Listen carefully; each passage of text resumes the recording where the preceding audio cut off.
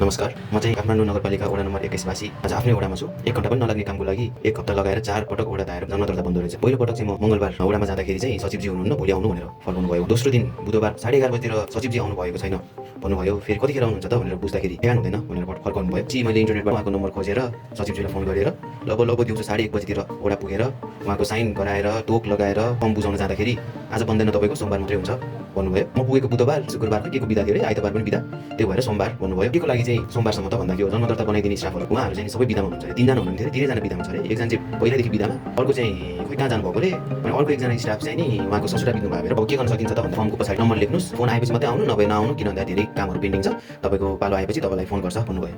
सोमबार दिनभरि कुर्दा पनि फोन आएन। मङ्गलबार पुगेँ, मङ्गलबार वडामा पुगेर सोध्दा हिजो तपाईँ आउनु भएन, हिजै बन्थ्यो भनेर भन्नुभयो। तपाईँले आफूले कल गरेपछि मात्रै आउनु, त्यसै नआउनु भन्नुभयो भएर म नआएको भन्दा उहाँको एन्सर मैले फोन गर्न त लागेको थिएँ, वडाको फोनै बिग्रेको छ। अब सुन्नुहोस् है, अब बच्चाहरूले एन्सर दिने जस्तो कि म किन गरेन भनेर सोध्दा कपी नै ल्याउनु बिर्सेँ भने जस्तो भइहाल्यो नि। यस्तो पनि एन्सर हुन्छ त, 24 घण्टा भित्र पनि बनाउन नसकिन्छ। त्यसपछि फेरि अब ठिकै छ नि त, आज त बन्छ नि भनेर सोध्दा आज त बनिहाल्छ नि भन्नुभयो। एकछिन बस्नुपर्छ, बनाइदिने कर्मचारी आउनु भएको छैन भन्नुभयो। 10:15 हुँदा पनि आइपुग्नु भएन। जे होस् कर्मचारीज्यू चाहिँ टाइममै आउनुहुँदो रहेछ, 10:30 भयो ठ्याक्कै आइपुग्दाखेरि। जे होस् अरूभन्दा चाहिँ टाइममा आउनुहुँदो रहेछ, किन भन्दा अध्यक्षको चाहिँ आउने टाइमै 12 बजेदेखि 1 बजेसम्मको रहेछ।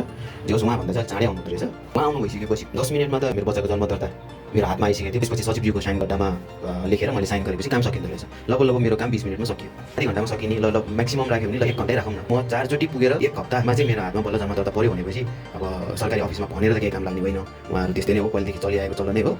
त्यही भएर चाहिँ 21 वडावासीहरूलाई चाहिँ केही काम गर्नु छ भने चाहिँ जे होस् 1 हप्ताको समय निकालेर चाहिँ नि वडामा जानु होला। अरू त त्यस्तो केही छैन। अब त्यही हो, हाम्रो 21 वडा, राम्रो 21 वडा, प्यारो 21 वडा। धन्यवाद।